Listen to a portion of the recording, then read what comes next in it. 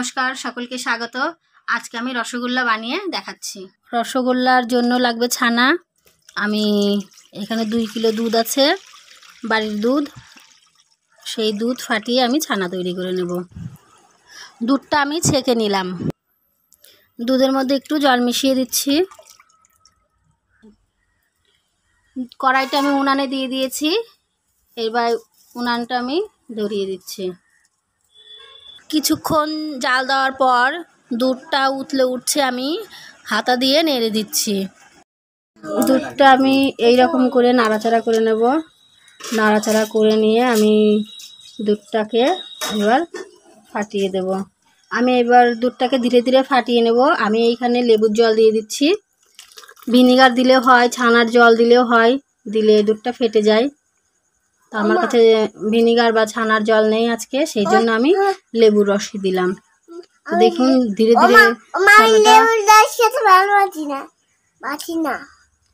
ধীরে ধীরে ছানাটা ফেটেও গেল। জমাট বেশি আমি লেবুর রস খেতে ভালো পারছি না। আচ্ছা ঠিক আছে। ধীরে ধীরে দুধটা ফেটে ছানাতে জমাট হয়ে গেছে। এই যে এবার এটাকে ধীরে ধীরে নামিয়ে নিতে হবে। ছানা হয়ে গেছে। ছানাটা আমি ছেঁকে নেব।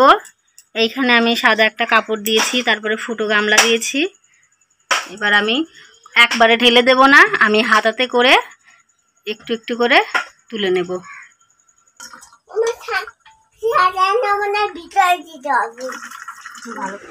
কড়াইটা ধরে একবারে ঢেলে দাও, তাহলে তাড়াতাড়ি হবে।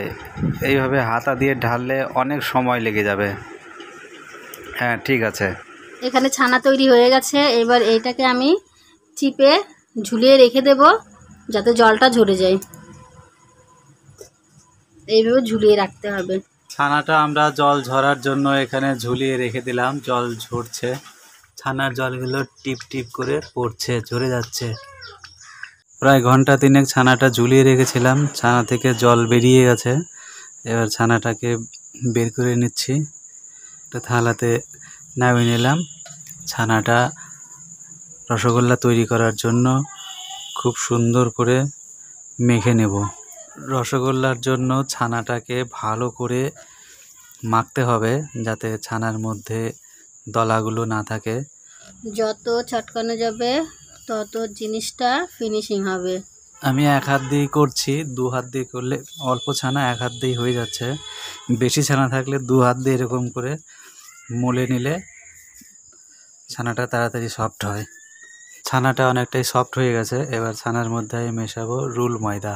রুল ময়দা দিচ্ছি এই কারণে ছানাটাকে টাইট করে ধরে রাখবে, রসগোল্লাটা ভেঙে যাবে না। তবে ময়দাটা একটু অল্প পরিমাণে দিতে হবে, খুব বেশি পরিমাণে দিলে আবার মিষ্টিটা শক্ত হয়ে যাবে।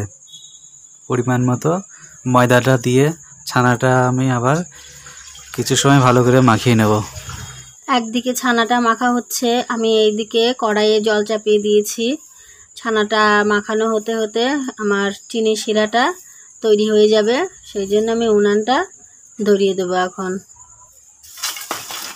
আমি উনানটা ধরিয়ে দিচ্ছি। কড়াইয়ের জলটা শাঁ করে ফুটতে শুরু করে দিয়েছে। জলটা টগবগ করে ফুটে যাচ্ছে। এর মধ্যে আমি চিনি দিয়ে দিচ্ছি। এই যে চিনি, এখানে 1/2 কিলো চিনি আছে। চিনি জল দুটোই ফুটে গেছে এবং চিনিটাও গলে গেছে।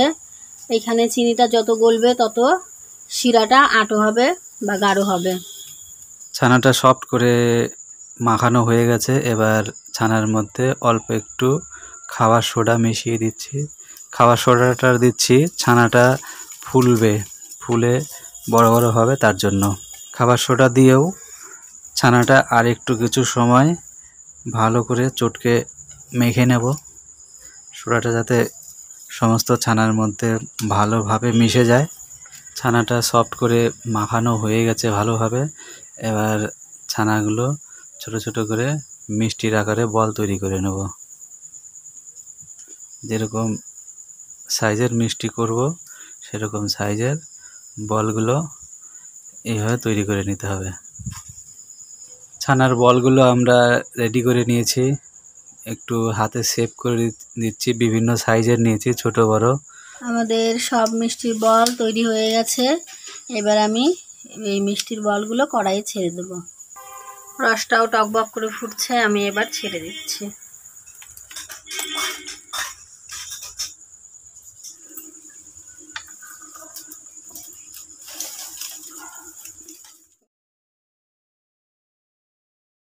ছানার বলগুলো আমরা মিষ্টির শিরার মধ্যে ছেড়ে দিয়েছি। মিষ্টির শিরাটা জাল হচ্ছে, এরকম 20-25 মিনিট পর্যন্ত জাল দেবো। ঘাটাঘাটি করব না, জাল হতে থাক। মিষ্টির শিরাগুলো টকবক করে ফুটছে, আর এতেই ছানার বলগুলো এদিক ওদিক ঘুরপাক খাচ্ছে, তাই আর হাতা দিয়ে ঘাটাঘাটি করার দরকার নাই। আর হাতা দিয়ে ঘাটছিও না, ঘাটাঘাটি করলে ভেঙে যেতে পারে। যে পরিমাণে আমরা শিরা জাল দিয়েছি তার চেয়ে অনেকটাই কম পরিমাণে মিষ্টি দিয়েছি, কারণ মিষ্টিগুলো যখন রস টেনে নেবে, ফুলবে, অনেক বড় হবে, কড়াইয়ে অনেক জায়গা লাগবে, তাই শিরা বেশি দিয়েছি, তার মধ্যে মিষ্টির পরিমাণটা কম রেখেছি। ইতিমধ্যেই মিষ্টিগুলি ফুলতে শুরু করেছে, একটু একটু বড় হয়েও গেছে। বেকিং পাউডারটাও খুব সামান্য পরিমাণে দিতে হবে। বেকিং পাউডারটা শুধু রসগোল্লাকে ফুলতে সাহায্য করবে।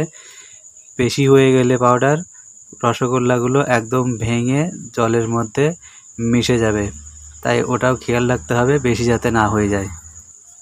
আমরা 15 মিনিটের মতন জাল দিচ্ছি, আরও 15 মিনিট দিতে হবে যাতে রসটা আরেকটু শুকিয়ে যায় আর মিষ্টিগুলো গোল গোল হয়ে ফুলে ওঠে। আমাদের রসগোল্লা হয়ে গেছে, আমরা আর এতে কোনো জাল দেব না, উনানের উপর থাকবে। কিছুক্ষণ পরে আমরা এটা নামিয়ে নেব। রসগোল্লাগুলো একদম রেডি, সেটা আমরা দেখেই বুঝতে পারছি।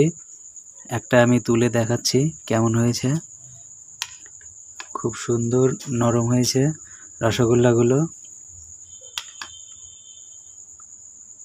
কালারটাও খুব সুন্দর হয়েছে। একটা রসগোল্লা আমি ভেঙে দেখাচ্ছি, গরম, খুব ভালো হয়েছে। ভিতরটাও সুন্দর নরম এবং তুলতুলে হয়ে গেছে, দেখে বোঝা যাচ্ছে খেতে কত ভালো লাগবে। মুখে দেওয়ার সঙ্গে সঙ্গে মিলিয়ে যাবে, খেতে খুবই ভালো লাগবে। প্রিয় দর্শক, আমাদের ছানার রসগোল্লা তৈরি করা হয়ে গেল। আমাদের ভিডিওটা কেমন হয়েছে অবশ্যই কমেন্ট করে জানাবেন, আর চ্যানেলটা সাবস্ক্রাইব করার আবেদন রাখছি। সকলে ভালো থাকবেন, সুস্থ থাকবেন, নমস্কার।